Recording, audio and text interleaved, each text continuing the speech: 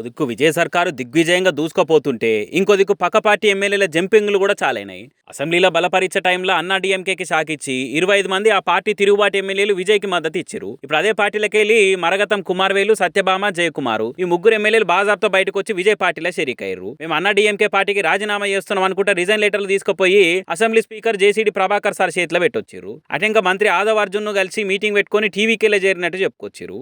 మొన్ననేగా ఎలక్షన్లు అయిపోయానంటే ఇప్పుడు రాజీనామా చేసిన ఇలా ముగ్గురు నియోజకవర్గాలకు మళ్ళా ఎలక్షన్లు పెట్టాలి. మీదికెళ్ళి విజయ్ 2 జాగాల్లో పోటీ చేస్తే ఓ సీటు ఇడిచిపెట్టుకున్నాడు కదా, ఆ సీటు కూడా ఎలక్షన్లు పెట్టాలి. ఈ లెక్కన ఇప్పటికి 4 జాగాల రీ ఎలక్షన్ రాబోతుంది.